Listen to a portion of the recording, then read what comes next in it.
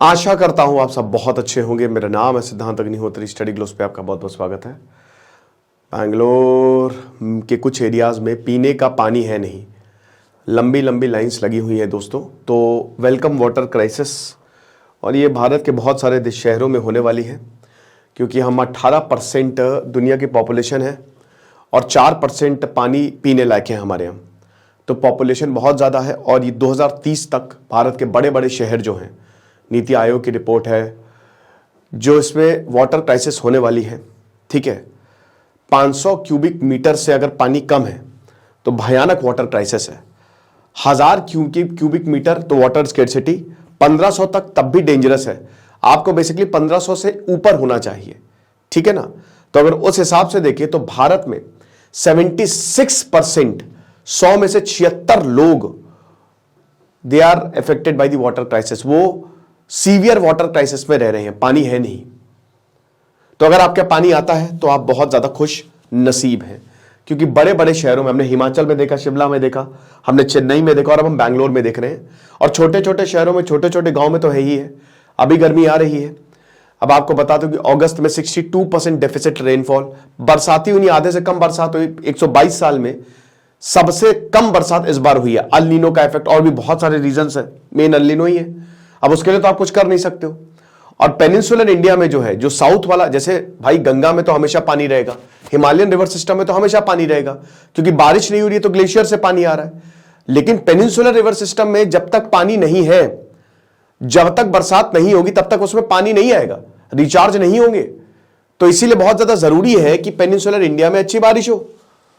लेकिन इस बार बारिश हुई नहीं, ड्रॉट जैसी सिचुएशन है, तो क्या करें। तो ये इस तरीके के लंबी लंबी लाइनें, जो वहां पे बेंगलोर में रह रहे हैं, कि लंबी लाइन लगानी पड़ती है। कोई 71 साल का है, कोई कह रहा है कि भैया हम जाते हैं, हमको मार के भगा दिया जाता है। कोई कह रहा है कि 6 लोग हैं हमारे परिवार में, हम नहा भी नहीं पा रहे, धो भी नहीं पा रहे, कुछ नहीं कर पा रहे हैं। कोई कह रहा है कि यार पर कैन, जो 500 से 1000 रुपए का कैन मिलता था, वाटर क्राइसिस की वजह से 2000 से ऊपर कर दिए गए हैं पैसे। तो पैसे बहुत ज्यादा चार्ज किए जा रहे हैं। तो ये अलग अलग परेशानियां हैं लोगों की। 2 दिन पानी नहीं आता ना, अकल ठिकाने आ जाती है। लेकिन अगर आप कोई आवाज नहीं सुनी जाती है, आप किसी को पॉजिटिव तरीके से मैनिपुलेट करना चाहते हैं, तो आप हमारा कोर्स जरूर अवेल कर सकते हैं। साइकोलॉजिस्ट डॉक्टर मयूर दास आपको पढ़ाएंगे। चलिए अब वापस आते हैं टॉपिक पे। तो आईटी हब है, आपको पता ही है। लेकिन इस समय आपको बता दूं कि 1000 लीटर क्या कीमत थी। अगर 1000 लीटर आप पानी ले रहे हैं तो 600 से 800, अब ये 2000 से ऊपर है, ठीक है। और वाटर क्राइसिस है हर जगह, स्पेशली हर जगह नहीं, मेन जो वाटर क्राइसिस है, देखिए जो बैंगलोर में भी बहुत सारी झीलें हैं, लेक्स हैं, बट जो आउटस्कर्ट्स में ज्यादा दिक्कतें हैं। तो स्पेशली वाटर जो पट्टा नगर है, आरआर नगर, वहां पे बहुत ज्यादा है। और सबसे बड़ी बात, यहां लोग कह रहे हैं कि देखिए हम कई बार मेल कर चुके सरकार को, बट सरकार का कुछ खास रिस्पॉन्स आया नहीं है। मुझे लगता तो सरकार, तो ऐसा नहीं है कि सरकार सोच ही रही होंगी। और ये अलग अलग कि भाई मैं 71 साल की हूं, मुझे लाइन में खड़ा रहना पड़ता है, मेरे बच्चे स्कूल नहीं जा पा रहे हैं। एक बोली कि देखिए हमारे पास बहुत ज्यादा वाटर नहीं है, पानी ही नहीं है, नहाने के लिए पानी नहीं है, खाना बनाने के लिए पानी नहीं है, बर्तन धोने के लिए पानी नहीं, तो हम करें तो करें क्या, बोले तो बोले क्या, ठीक है। तो ये चीज है। तो सबसे बड़ी बात यह है कि वाटर क्राइसिस आखिरकार बैंगलोर में आ कैसे गई है। तो इसका सिंपल सा जवाब है रेनफॉल, ठीक है। तो बारिश हुई ही नहीं है अच्छी, और फिर जो हमने भयानक डेवलपमेंट किया है, डेवलपमेंट के नाम पे पता नहीं क्या क्या कर दिया हमने, जिसका खामियाजा हमको अभी भुगतना पड़ रहा है। तो सबसे बड़ी बात कावेरी, देखिए कावेरी रिवर है ये। कावेरी रिवर जो है वो कर्नाटक का कावेरी, कृष्णा, ये जितनी पेनिनसुलर रिवर है ना, ठीक है ना, ये बहुत इंपॉर्टेंट है। पेनिनसुलर रिवर की दक्षिण गंगा किसको बोला जाता है, चलो कमेंट बॉक्स में बताओ वो कौन सी। और पेनिनसुलर रिवर की जिसको दक्षिण गंगा बोला जाता है, वही सबसे बड़ी नदी है, ठीक है, पेनिनसुलर इंडिया की। चलो वो मुझे आप कमेंट बॉक्स में बताओगे। कावेरी डिस्प्यूट भी चल रहा है तमिलनाडु, कर्नाटक, पुडुचेरी को लेके। तो बात यह है कि जो ये नदी है कावेरी, बहुत इंपॉर्टेंट है। अब कावेरी नदी का लेवल, वाटर लेवल एकदम नीचे गिर गया है। पानी कहां से आता है, पानी आता है नदियों से, ठीक है, नदियों से आता है।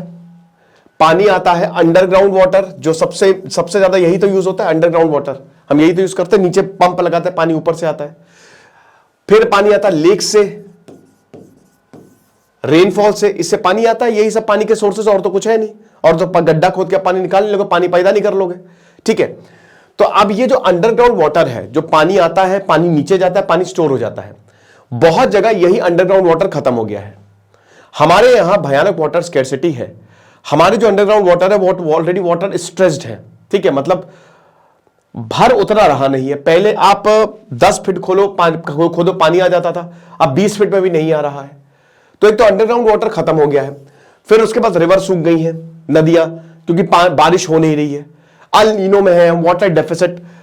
पिछले 122 सालों में सबसे कम बारिश इसी मतलब पिछले साल हुई है, तो हम वाटर डेफिसिट में है। ठीक है ना, लेक्स का पानी लिमिटेड है, लेक्स के पानी से ही अब वहां पे लेक होना भी बहुत ज्यादा जरूरी है।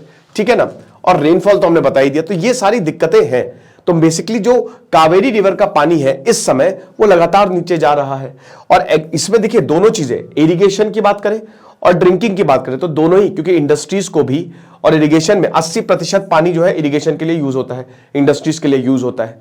तो पानी इंडस्ट्री को भी चाहिए, खेतों को भी चाहिए, तभी हमको खाना मिल पाएगा। ठीक है, तो यही प्रॉब्लम है, ना हमारा बोरवेल काम कर रहा है सही से, जो हमारे कुएं हैं वो खत्म हो गए हैं, और ना ही नदी में पानी है। तो वाटर क्राइसिस तो होनी ही होनी है। 39% तक वाटर डिप्लेशन हुआ है। रिवर डिप्लेशन की बात करते हैं अगर हम, तो ये आपको बता दूं कि ये चेन्नई और बेंगलुरु दोनों की ही बात है। यहां पे वैसे भी एक रिपोर्ट में कहा गया था कि 10 करोड़ लोग सीवियर वाटर क्राइसिस में तो है ही है, और 76% लोग जो हैं वो ऑलरेडी वाटर क्राइसिस में जी रहे हैं। फिर उसके बाद ड्रॉट रिस्क, तो हमारे ड्रॉट सूखा नहीं आएगा, लेकिन अगर बारिश नहीं होगी तो उसको आप ड्रॉट ही कहेंगे, क्योंकि पानी चाहिए, खेतों को पानी चाहिए।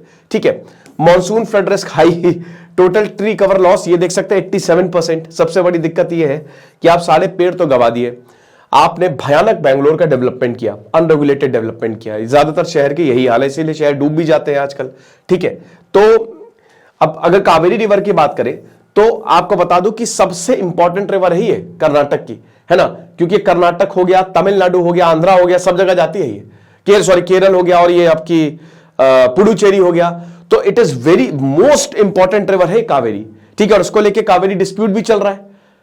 तो भारत में आर्टिकल 262 के तहत कोई अगर वाटर डिस्प्यूट है तो उसके लिए, उसका मामला जो है उसके लिए एक ट्रिब्यूनल बना दो। 56 entry 56 of the centre list water की बात की गई है कि वाटर आपको देना पड़ेगा। उसके बाद अगर स्टेट की बात करते हो एंट्री 17, उसमें भी बात की गई है वाटर सप्लाई की। तो वाटर इंपॉर्टेंट है, फंडामेंटल राइट्स में भी आता है, लेकिन वाटर है कहां, पानी तो कम ही होता जा रहा है। कावेरी बेसिन की बात करें तो 40% ऑफ द फूड ग्रेन, इसको राइस बोल, इसी जो राइस की खेती होती है ना, चावल, तभी तो मैं बोलता हूं, मैं क्या मतलब एक्सपर्ट्स का मानना है कि भाई अब हमको आप एमएसपी कर रहे हो, लेकिन आपको हमारे देश की भी कंडीशन समझनी पड़ेगी। राइस और वीट को छोड़ के आप एमएसपी दूसरे क्रॉप्स पे मांगो, ये मेरी किसानों से अपील है। आप छोड़ दो वीट और राइस को, एमएसपी दो, बिल्कुल लो आप सरकार से एमएसपी, पर दूसरे पे मांगो, क्योंकि राइस एक, उसमें बहुत पानी चाहिए यार, चावलों पे बहुत ज्यादा पानी चाहिए। ठीक है, और यही प्रॉब्लम है। मतलब यहां पे देखिए, जितना ज्यादा आपको पानी आपके पास ऑलरेडी नहीं है, और ऐसे वाटर इंटेंसिव क्रॉप अगर आप उगा रहे हो तो फिर आप समझ ही सकते हो। तो ये सारी चीजें हैं। बाकी deputy chief minister Shiv Kumar ने बोला कि भाई देखिए 14,781 बोरवेल्स हैं under BMRDA, Bengaluru metropolitan region development authority, और बेंगलुरु वाटर सप्लाई और सीवरेज डिपार्टमेंट बोर्ड। उसमें से खाली आधे से ज्यादा मतलब 7,000 काम नहीं कर रहे हैं, 7,000 काम कर रहे हैं, 7,500 के करीब। तो आप समझ लो कि क्या हालत है कि आधे बोरवेल काम नहीं कर रहे, आधे काम कर रहे हैं, और वो भी पता नहीं कब तक चलेंगे। तो जो घर पे भी जो हैंडपंप से पानी आता है वो भी ड्राई है। ये भी नहीं कि हैंडपंप चला चला के पानी जो है वो निकाले, 10 बार चलाएंगे तो शायद निकल जाए। साथ ही साथ जो KSNDMC ये बोल रहा है कि भाई देखिए कावेरी बेसिन में जो रिजर्वॉयर्स है वो सूखते जा रहे हैं।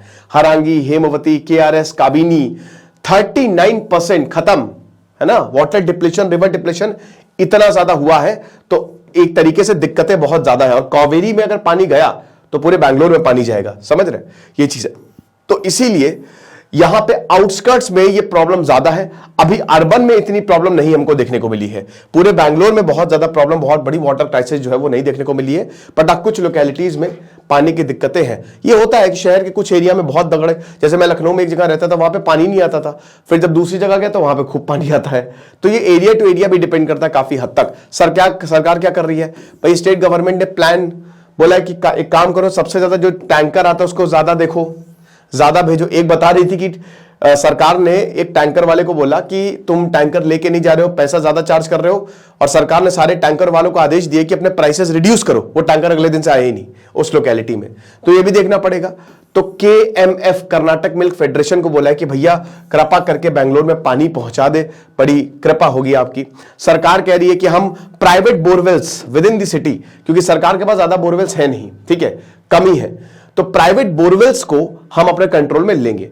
अब मैं आपको एक चीज दिखाना चाहता हूं, ठीक है, जरा आप इस पे फोकस करिए, बिल्टअप एरिया ये रेड में है, वाटर और वेजिटेशन पे फोकस करिए। ये 1992 से आंकड़ा है, तो अब 1900 देखिए 1973 में सब ग्रीन है, 1992 में देखिए रेड ज्यादा हो गया, 1999 में रेड ज्यादा हो गया, 2002 में रेड ज्यादा, जो बिल्डअप एरिया है, 2008 में रेड ज्यादा है, 2014 में रेड ज्यादा है, 2017 में पूरा ही रेड हो गया, 2020 में आपको कुछ दिख रहा है वेजिटेशन और वाटर, वेजिटेशन वाटर ग्रीन और ब्लू है। अब आप देखिए ये ग्रीन और ब्लू ये खत्म हो गए हैं, है ना, ये 2022 आते आते ये खत्म हो गए, आपको रेड ही रेड, ये बिल्डअप ही, मतलब बिल्डिंग्स बनी है, रोड बनी है, यही सब देखिएगा। फिर से आप जरा नजर मारिएगा, मैं आपको कुछ समझाता हूं। यहां पे ये बहुत बड़ी दिक्कत है शहरों में, हम बर्बाद करते हैं, सब बर्बाद कर देंगे हम, ठीक है, खत्म कर देंगे, हमको घंटा नेचर को फर्क पड़ेगा, हमको हम ही मरेंगे, है ना। वाटर क्राइसिस में किसको प्रॉब्लम है, हमको प्रॉब्लम हो रही है। तो अब क्या है कि हम क्या कर रहे हैं, हम भयानक डेवलपमेंट कर रहे हैं। जहां पे तालाब होता था उसको पाट के बना दो, बिल्डर्स पॉलिटिकल सब नेक्सस होता है, तालाब को पाट के बिल्डिंगें खड़ी कर दो, रोड निकाल दो, नाले को हटा दो, नाले में सारा कूड़ा फेंक दो, पेड़ काट दो। तो अब होता क्या है, ये ऐसे बिल्डिंगें तो बड़ी खड़ी, शहर बड़ा चमकदार हो जाता है, ठीक है ना, रोड बहुत बढ़िया हो जाती है, बड़ी बड़ी बिल्डिंग हो जाती है, मॉल्स आ जाते हैं, मॉल्स में लाइटें होती है, मैकडी होता है, वहां पे आपको पानी मिलता है, मस्त तरीके से आप पानी पीजिए। वो हालांकि वो भी आपको पैसा 40-50 रुपए में आपको देना ही पड़ता है, एक बोतल इतने की मिलती है, मस्त तरीके। फिर उसके बाद जब बारिश होती है ना, तो पानी अंदर जाता नहीं है, पानी को बाहर निकलने की जगह नहीं, तो वही पानी फिर सीधा शहर में आता है, और पूरा शहर जो है वो चमचमाता हुआ शहर, ठीक है, मस्त बिल्डिंग जो है डूब जाती है ना। कहीं घरों में सीलन आ रही है, कहीं बिल्डिंग में सीलन, कहीं मॉल की छत गिर रही है, यही सब हो रहा है। गुड़गांव पूरा डूब गया था इस बार बारिश में, तो ये इसी वजह से हो रहा है, ठीक है, कि यहां पे किसी को कोई फर्क नहीं पड़ता, पैसा बनाओ पैसा बनाओ, तालाब है तालाब को पाट दो, पेड़ है पेड़ को काट दो, यही होता रहता है। देखिए अब क्या हालत हुई है बैंगलोर की, IT सिटी से क्या बिना पानी की IT सिटी, जो सर्वर चला रहे उसमें भी बहुत सारे पानी की जरूरत पड़ती है, बिना उसके कुछ होगा नहीं। तो पानी देख लो क्या हालत है, पूरा बैंगलोर जो है वो इसकी चपेट में है, और आगे आने वाले समय में सीवियर वाटर क्राइसिस आएगी, या मान के चलिए अगर हमने कुछ नहीं किया, हमने ध्यान नहीं दिया, ठीक है ना। तो ये सच्चाई है। ये देखिए ये 2002 में है, बेलंदूर में ये बहुत अच्छी प्यारी सी लेक हुआ करती थी, आज आपको दिख रही है कुछ, कहां आप, ये पूरा ग्रीन बेल्ट, ये देखिए सब, इतनी सी भी जगह, प्रॉपर्टी के रेट बहुत तेजी से ऊपर जा रहे हैं, क्योंकि जमीन बच नहीं रही है ना, जमीन है नहीं, जमीन कम है, और जहां जमीन है वहां पे बना दो बिल्डिंग बना दो, है ना। तो यही चीज है। कावेरी स्टेज 5 प्रोजेक्ट बता रहे शिव कुमार के हम चला रहे हैं, और ये सारे शहरों का हाल है, ये सिर्फ बैंगलोर का हाल नहीं, ये सारे शहरों का हाल है। बता रहे कि हम स्टेज 5 प्रोजेक्ट चला रहे हैं, कावेरी वाटर सप्लाई 110। मुझे समझ में नहीं था पानी लाएंगे कहां से, ये या तो दूसरी नदी का पानी जोड़ोगे, दूसरी नदी का कैसे जोड़ लोगे, ऑलरेडी विवाद चल रहा है भाई, नदियों के बंटवारे पे विवाद, बहुत सारे विवाद हैं, कृष्णा रिवर विवाद, गोदावरी रिवर, कावेरी बेसिन, ये ऑलरेडी विवाद चल रहे हैं। तो नए पानी लाओगे कहां से। तो ये कह तो रहे हैं कि स्टेज 5 प्रोजेक्ट हमने शुरू किया है ताकि वाटर सप्लाई में 110 गांवों को भेज सके। अच्छी बात है, हम तो यही उम्मीद करेंगे पानी कैसे भी आ जाए।